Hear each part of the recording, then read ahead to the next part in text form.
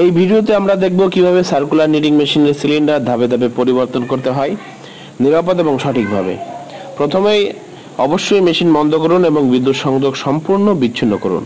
নিরাপত্তার জন্য lock out বা ট্যাগ আউট ব্যবহার করতে ভুলবেন না।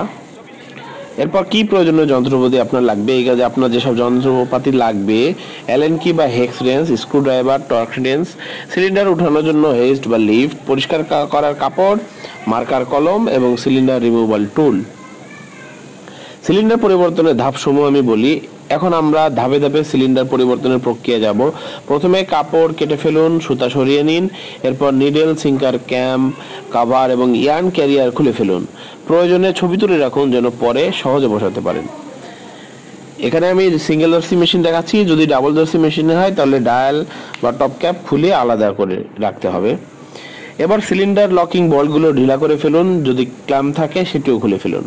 এখন হেস্ট বা লিফট টুল ব্যবহার করে সিলিন্ডারটিকে সাবধানে সোজা উপরের দিকে তুলে নিন। নিচের সিটিং এরিয়া ভালোভাবে পরিষ্কার করুন, ধুলো, তেল, যে কোনো আবর্জনা যেন পরিষ্কার হয়। এবার নতুন সিলিন্ডার নিচে নামিয়ে ঠিকভাবে বসান। বল্ট বা ক্লাব দিয়ে সিলিন্ডারটি ভালোভাবে আটকে দিন। সব স্ক্রু সমানভাবে টাইট করুন। আগের মতো সব পার্টস, নিডেল, সিঙ্কার, ক্যাম ইত্যাদি আবার লাগান। তেল দিন যেসব অংশ ঘর্ষণে জড়িত। এবার হাতে ঘুরিয়ে পরীক্ষা করুন মেশিন মসৃণভাবে ঘোরে কিনা দেখুন। সবশেষে মেশিন চালু করুন, পর্যবেক্ষণ করুন নিটিং ঠিকভাবে হচ্ছে কিনা। মেশিন চালানোর আগে শেষবার যাচাই করুন নিডেল, ক্যাম ঠিকঠাক বসেছে কিনা, সিলিন্ডার সঠিকভাবে লক হয়েছে কিনা, কাপড় ঠিকভাবে নামছে কিনা, অস্বাভাবিক শব্দ বা কম্পন আছে কিনা।